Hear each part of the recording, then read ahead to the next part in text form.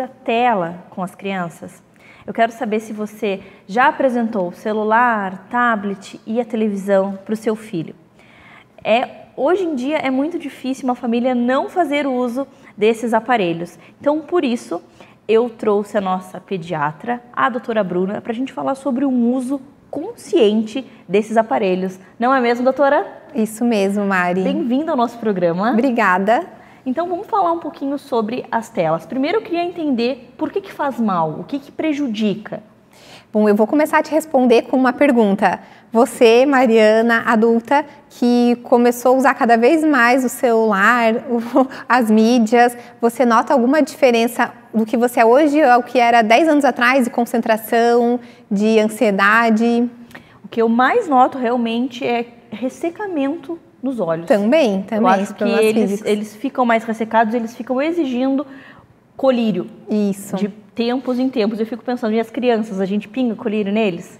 Esse também é um fator bem importante a se considerar, mas imagina assim, se no nosso cérebro já tem muita interferência do uso das telas, quanto mais tempo a gente usa, mais ansioso a gente fica, uma menor capacidade de concentração. Agora imagina isso numa criança que está no início do seu desenvolvimento neurológico, psicológico, no início da sua formação de personalidade.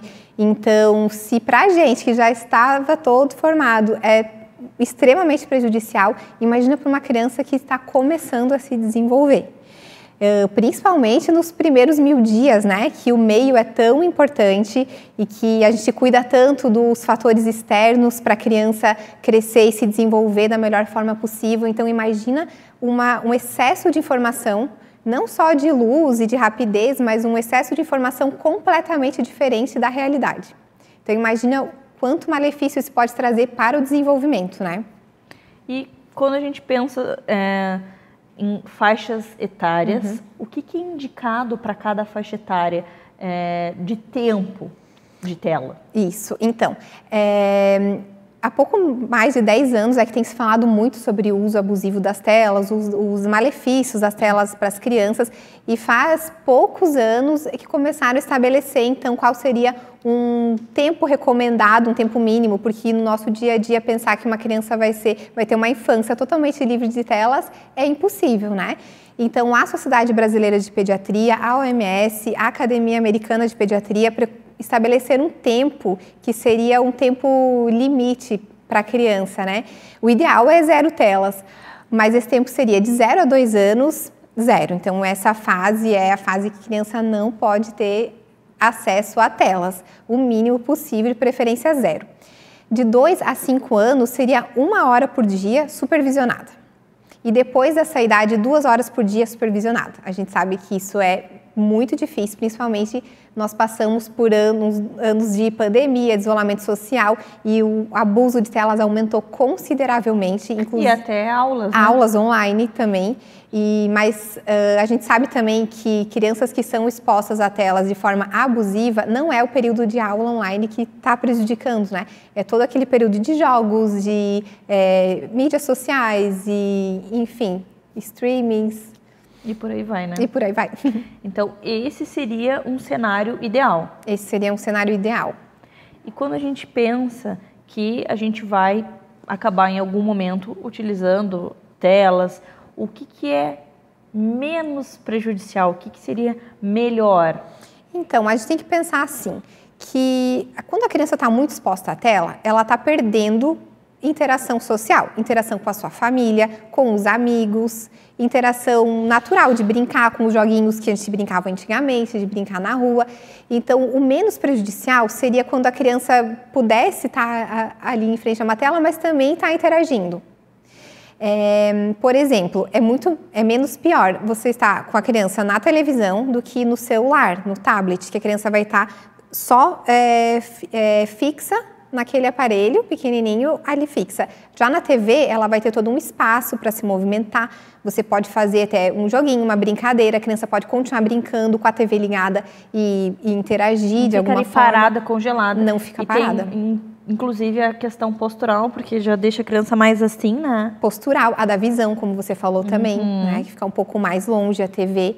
E aqui a criança vai se distraindo de outras formas, brincando com outras coisas, pode até se distrair mais fácil da TV. Sem contar também que o celular, o tablet, a criança vai aumentando, vai diminuindo, coisas que na vida real isso não existe. Seria bom, às vezes, poder diminuir algumas coisas, aumentar outras, mas infelizmente não dá. E a criança tem muita dificuldade ainda, ela não tem um cérebro desenvolvido o suficiente para entender o que é real e o que é virtual. Quanto mais perto você está, se você está assistindo vídeos um seguido do outro, estímulos muito rápido, a criança não entende que aquilo não é realidade. E daí depois, quando vai para a natureza, vai fazer uma brincadeira, aquilo acaba sendo sem graça. Então, verdade. o que é menos prejudicial, como a gente utilizasse a tela de forma consciente, seria isso, tentar interagir de alguma forma com a criança naquele tempo que ela está na tela e não deixar ela hipnotizada. Porque a gente pode ver um bebê que está chorando, você coloca um celular, ele para na hora. Isso por quê? Porque ele está hipnotizado. Nossa, quanta dica legal. E a gente já havia conversado também, às vezes colocar algum desenho educativo que traga uma mensagem positiva, com informações, cuidar o tipo de vídeo que essas crianças estão tendo acesso e depois, às vezes, até fazer uma atividade, algo, o que você aprendeu? Vamos fazer um desenho sobre aquele vídeo, alguma coisa assim também, né? Isso, porque as telas, elas também são muito prejudiciais, porque como a gente já falou, elas diminuem o tempo de interação com o adulto, o feedback, e é isso que que vai estimular a criança a aprender nessa fase que é feita para ela aprender muitas coisas, ela deve aprender muitas coisas. Então, assim, você pode assistir um filme, pode assistir um desenho educativo e depois questionar a criança, o que você aprendeu com isso? O que a gente pode perceber com isso? É menos prejudicial do que ela ficar ali sozinha, sem interagir. E uma outra dica também, enquanto está assistindo um filme, por exemplo, começar a fazer os sons, imitar os sons, conversar com a criança durante o vídeo, para ela também interagir com aquele vídeo e com o adulto que está assistindo junto. Que legal, muito obrigada por dividir tantas dicas conosco. Os malefícios são inúmeros, né? É quase uma missão minha como pediatra divulgar mais esse assunto, porque a gente não falou de tantos malefícios que hoje em dia estão sendo tão divulgados, mas inclusive na vida adulta, obesidade, doenças crônicas, quanto mais tempo em tela, menos tempo em sono de qualidade, mais tempo em tela, mais sedentarismo, mais tempo em tela, mais a criança se alimenta de forma inadequada. Então, os malefícios são inúmeros. Já que hoje em dia não tem como a gente não utilizar telas, então que esse uso seja de forma mais consciente. Adorei. Muito obrigada. Até o nosso próximo encontro. Você que nos acompanha aqui no Minuto Mamãe Bebê, com certeza já conhece a Baby Boom. É a nossa empresa queridinha de locação de brinquedos e artigos infantis. E hoje a Vicky vai nos falar um pouquinho sobre alguns aspectos da empresa, quais são os critérios que elas usam para a compra dos brinquedos, o propósito da empresa. Vicky, bem-vinda novamente. Obrigada, Mari. Sempre um prazer estar aqui contigo. Sempre muito bom conversar com vocês, ver como vocês são preocupadas com vários pontos que envolvem a locação de brinquedos, a qualidade, a conscientização com o meio ambiente. E hoje eu queria entender um pouquinho como é que vocês fazem para escolher esses brinquedos. Deve vir muito feedback, mães perguntando, você mostrando, esse brinquedo vocês não têm, daí se vocês não têm, vocês já vão atrás, me conta como é que funciona. Mari, realmente, esse é o nosso início, o básico, geralmente a gente recebe bastante print de mãe, eu queria esse aqui, mas eu não sei se ele vai gostar, vocês tem um parecido. Isso aí a gente vai formando uma base de pesquisa para a gente ver se se adapta à nossa clientela e também se adapta aos fundamentos do aluguel. A gente não investe em nenhum produto que seja assim mais rotineiro, de valor mais baixo, porque daí não tem interesse para locação, né? Acabaria não compensando tanto para as nossas famílias quanto para a gente. Então, a nossa base realmente é essa, os pedidos das mamães, e aí a gente avalia, caso se encaixe a ideia da empresa, a gente vai atrás para investir e trazer para essas mamães aí que solicitam bastante. E me conta um pouquinho sobre a faixa etária que vocês atendem. Tem brinquedo de que idade até que idade? Mari, a gente atende bem de 0 a 2. Tá. Então, de 0 a 2 anos, toda a evolução da criança, do bebê, começando ali a interagir, do primeiro brinquedo até 2 anos a gente tem. Pode ficar tranquilo que todo esse crescimento a gente acompanha. Inclusive, é muito legal a gente acompanhar, pegar a criança lá bem do primeiro brinquedinho, do tapetinho de atividades, que eles estão começando a descobrir o mundo, começando a descobrir as cores, os sons. E depois a gente alugar uma bicicletinha, alugar um patinete, alugar um andador, que eles estão começando a andar. Então isso pra gente é gratificante, acompanhar essa jornada aí de 0 a 2, que é realmente o nosso foco. E aí, por que o foco de vocês ficou até 2 anos? Por que não tem para crianças maiores, por exemplo, para mim, que vai fazer 4 anos? Mari, por mais que a gente queira atender bastante também essa faixa etária, a gente notou que eles começam a ter bastante preferência. Cada um começa a gostar de um determinado personagem, de uma princesa específica, de um super-herói específico, de algum desenho. E é muito difícil a gente começar a atender toda essa gama de personagens e também de brinquedos mais específicos. E além do mais, eles começam a ter bastante, o gosto bastante apurado. Então, cada um gosta de uma coisa bem específica. Até o bebê, até 2 anos, eles têm um gosto um pouco geral, que é mais da descoberta, é de bastante botão, de bastante cor, de bastante som, palavra. E depois eles começam a ter as próprias preferências, graças a Deus, né? Sim, e também acho que ficam mais apegados. Exatamente. Até os 2 anos, depois que eles começam a explorar tudo que o brinquedo tem, ele perde um pouco a graça, eles não sofrem em devolver o brinquedo, né? Eles até entendem que tem que compartilhar com outro amiguinho que vem depois. E já ficam ansiosos pelo próximo. Exatamente, querem o próximo, porque muita gente atende essa troca de brinquedos, né? A mamãe aluga um, usou, cansou, trocou.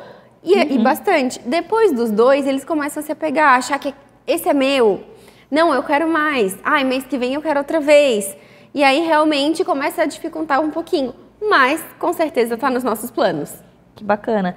E aí como é que vocês pensam em fazer uma pesquisa para ver que tipo de brinquedo, como é que se dá essa pesquisa mesmo, né? Essa compra? Mari, geralmente a gente pesquisa por aqueles itens que eles enjoam bem rápido ou que usam por uma fase muito pequena. Aqueles, por exemplo, um andador. Depois que a criança começa a andar, ele perde um pouco a função, perde um pouco a brincadeira. Então vai usar o quê? 1 mês, 40 dias, às vezes 20 dias, dependendo da criança.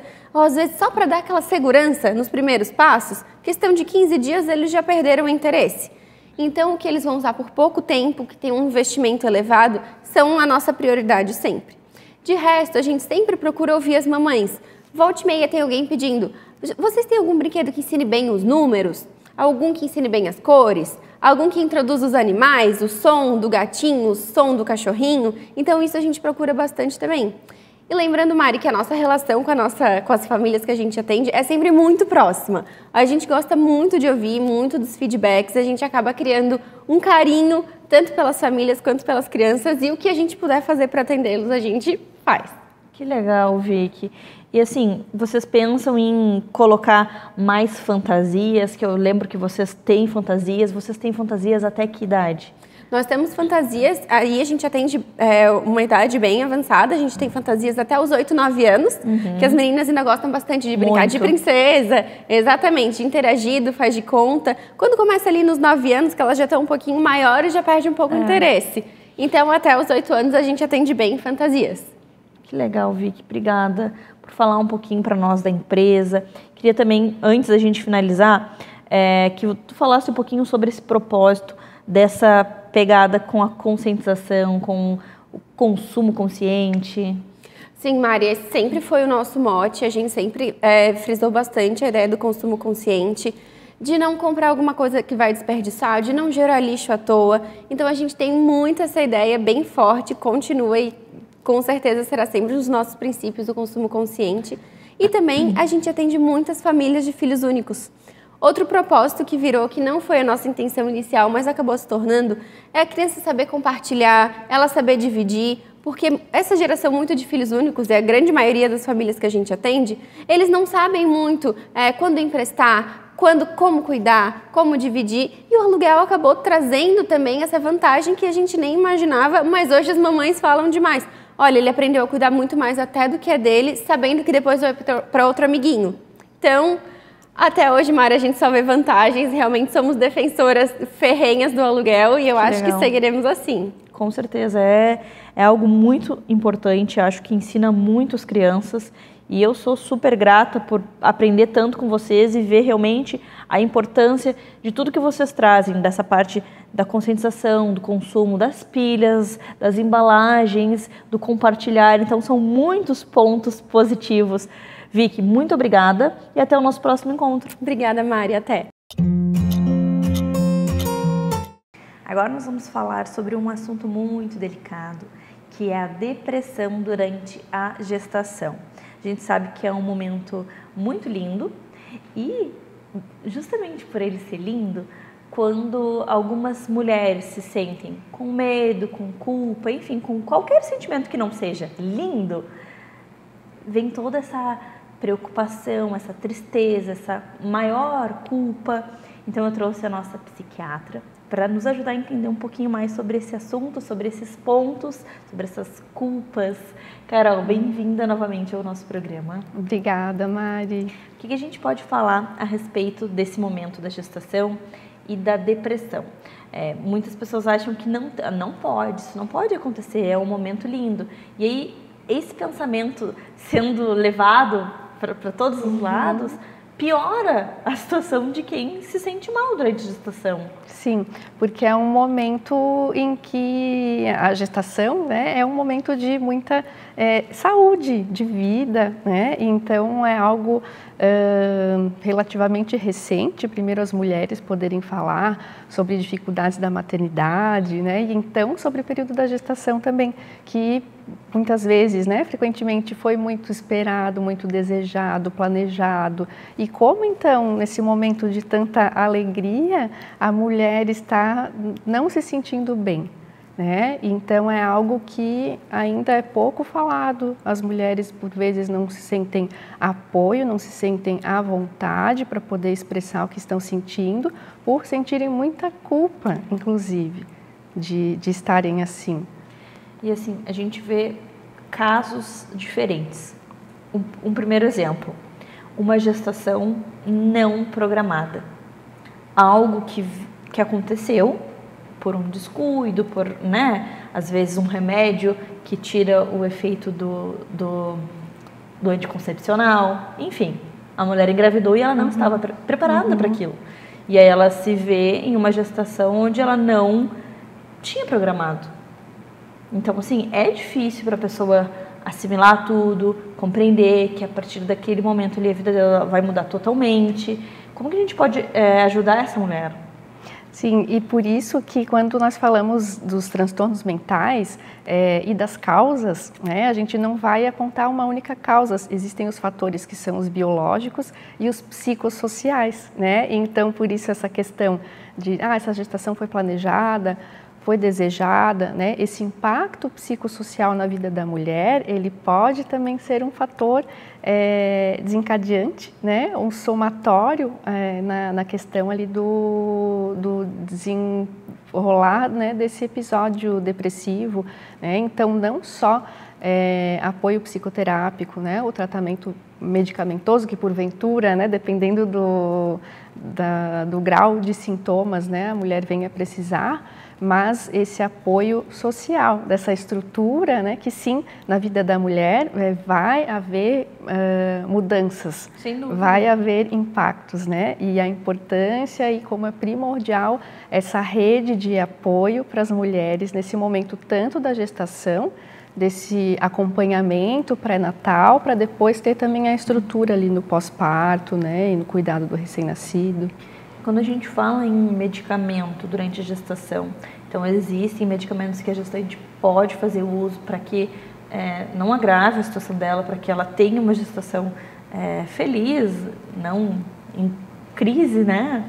Sim, é preciso, então, essa avaliação por um especialista, né, para considerar se haverá necessidade desse tratamento e sim há alternativas medicamentosas, inclusive, né? Então, muitas vezes a mulher também já receia ou evita buscar uma ajuda nesse momento por medo de ter que tomar um remédio. Porém, isso vai ser uma avaliação conforme o grau de sintomas que ela apresenta. E o risco de não tratar vai ser tão prejudicial ou mais do que a exposição a um fármaco, né? Sendo que há fármacos que são seguros, né? Que já tem mais estudos que vão ser os indicados, as melhores alternativas para aquele momento, se houver indicação. E vai haver benefício. Né? Sem dúvida, você falou sobre o prejuízo, o problema, o que pode acarretar a vida dessa mulher caso ela não se trate, caso ela não busque ajuda.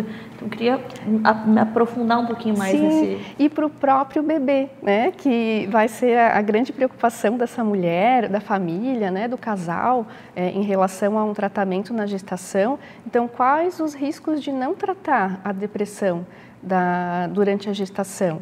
Pode ocasionar baixo peso ao nascer, ou baixo crescimento do feto, né? Interferir também depois no desenvolvimento cognitivo da criança, pode ter repercussões posteriores também. Então, o objetivo de tratar não é apenas o bem-estar da mulher, né? Mas a preocupação dessa família com o desenvolvimento do feto, né? Também é um dos objetivos do tratamento. E também algo que a gente não trata na gestação, acredito que possa agravar após o nascimento. Sim. Aí tem toda aquela parte de criar vínculo com o bebê, toda a parte hormonal. Então, se a gente já sentiu alguma dificuldade durante a gestação, depois que o bebê está ali, que precisa de cuidados, eu acredito que pode agravar ainda mais, né? Sim, o fato de não tratar essa depressão durante a gestação aumenta o risco de um episódio no pós-parto, né? E é importante justamente o recém-nascido, ele precisa dessa mãe bem, né?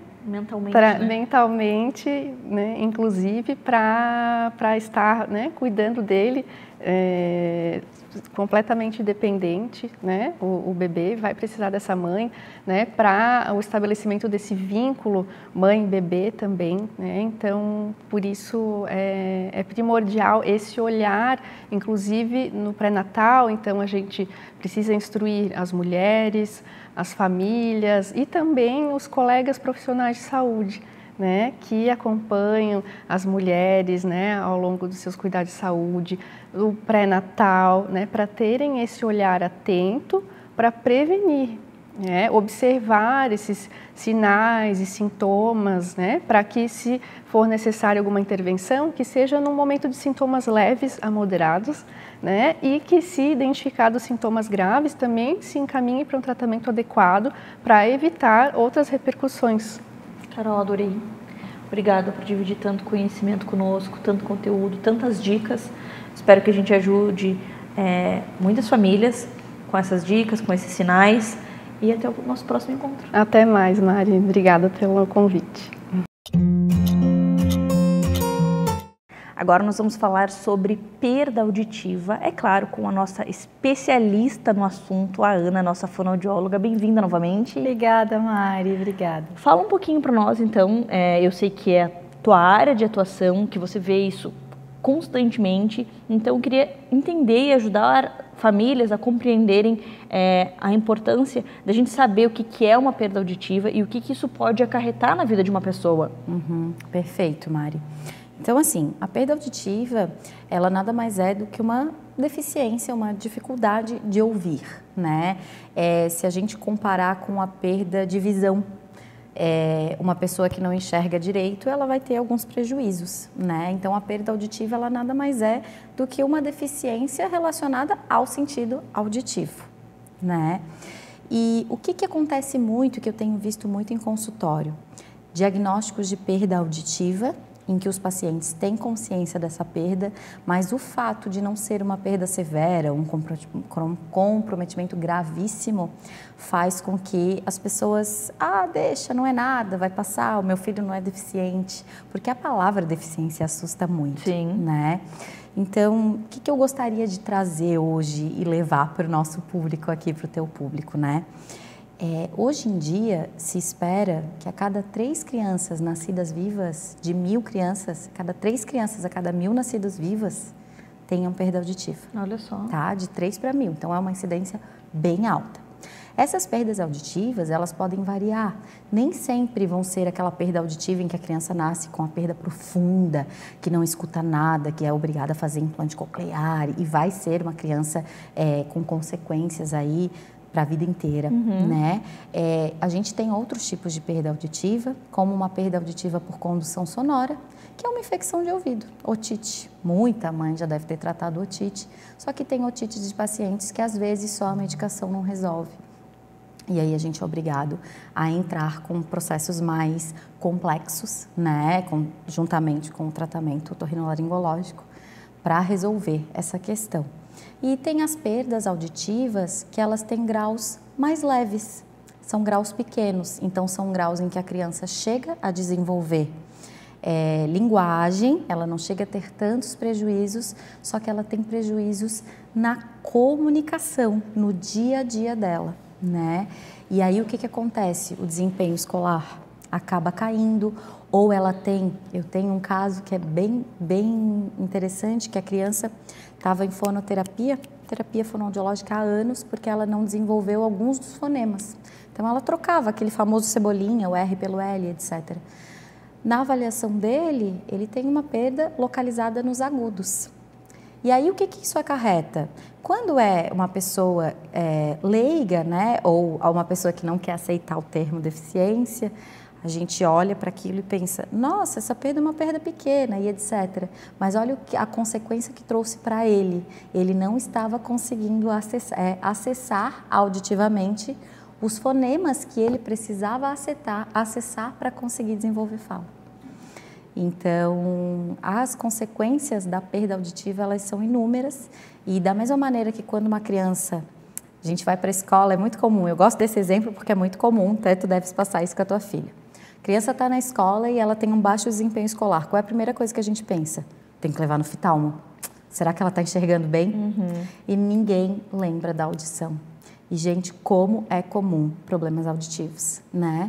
Então, tá com baixo desempenho escolar, acha que o filho é desatento, não atende quando chamado, fala 1000 vezes, pede para repetir, a criança não responde ou não reage ali, né? Da ordem simples, ela não executa todas.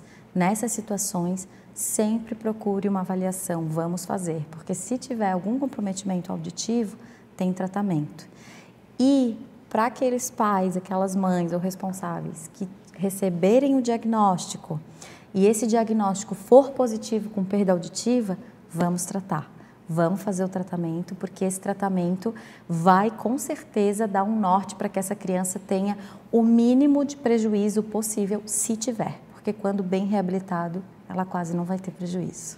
Quando a gente pensa em tratamento, o que nós temos de tratamento? Como que é feito esse tratamento? Vai depender do tipo de perda auditiva, né? Quando são infecções recorrentes, a gente precisa tratar com medicamento. Depois dessas infecções, a gente vai tratar com aparelhos auditivos. Depende muito do tipo e do grau da perda auditiva para definir se é só medicamentoso, se é medicamentoso e com aparelho auditivo, se é medicamentoso, aparelho auditivo e reabilitação auditiva através de terapia para correr atrás de um tempo perdido por falta de estimulação. Entendi. Nossa, quanta informação, e não que seja simples, mas é algo que a gente pode evitar, que a gente pode, né, do que depois correr para recuperar algo que poderia ter sido mais fácil, não simples, mas mais tranquilo. Exatamente. A gente precisa normatizar mais a dificuldade auditiva, assim como a gente já normatizou a dificuldade oftalmológica. É verdade. Né, visual, porque são sentidos cruciais.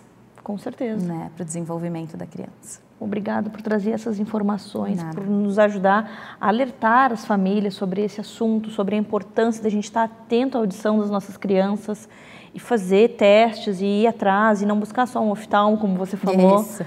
Adorei essas dicas e espero que você tenha gostado e que fique atento a essas dicas, que baixo rendimento não está ligado só à visão, então fazer um teste, procurar entender se a criança realmente está escutando bem e, se precisar de mais informações, se ficou com alguma dúvida, manda mensagem que a Ana nos ajuda a entender um pouquinho mais sobre esse assunto. Obrigada, querida. Obrigada também, Até a próxima. Mari. Até a próxima.